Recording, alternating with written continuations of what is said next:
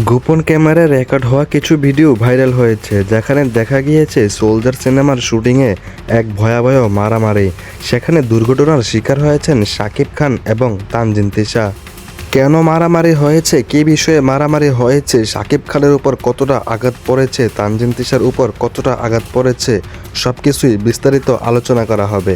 So না টেনে পুরো ভিডিওটি দেখুন এবং আমার চ্যানেলটি সাবস্ক্রাইব করে রাখুন।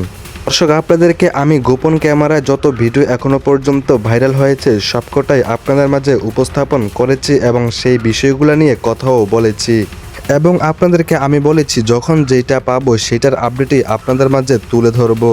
আজকে আরও একটি নতুন আপডেট নিয়ে এসেছি, যেখানে আমরা গোপন ক্যামেরায় কিছু ভিডিও পেয়েছি, যেখানে দেখা গিয়েছে সোলজার সিনেমার ফাইটিং শুটিং, সেখানে শাকিব খান ফাইট করতেছে। আপনারা শাকিব খানের লাস্ট কিছু সিনেমাতে দেখেছেন শাকিব খানের ফাইটিং অ্যাকশনগুলা কেমন হচ্ছে, একেবারেই অসাধারণ দুর্দান্ত হচ্ছে। ঠিক এর চাইতেও আরও বেশি ভালো করার চেষ্টা করতেছে সোলজার সিনেমাতে। আর এরকমই একটি অ্যাকশন ভিডিও, একটি দৃশ্য ভাইরাল হয়েছে বর্তমানে সোলজার সিনেমার শুটিং, যেখানে দেখা গিয়েছে শাকিব খান ফাইট করতেছে, ফাইটিং অ্যাকশন ভিডিও করতেছে, আর সেটি কেউ একজন পেছন থেকে ভিডিও করে সোশ্যাল মিডিয়াতে ছেড়ে দেয়।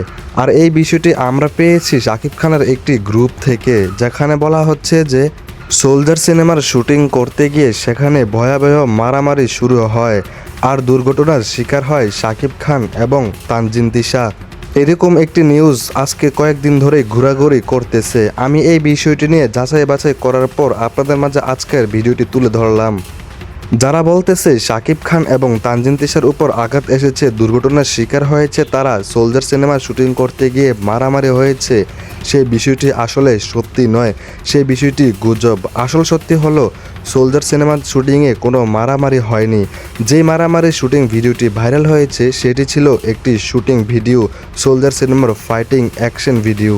আজকের ভিডিও এতটুকু পর্যন্তই। ভিডিওটি ভালো লাগলে শেয়ার করে দিবেন এবং আমার চ্যানেলটি সাবস্ক্রাইব করে রাখবেন।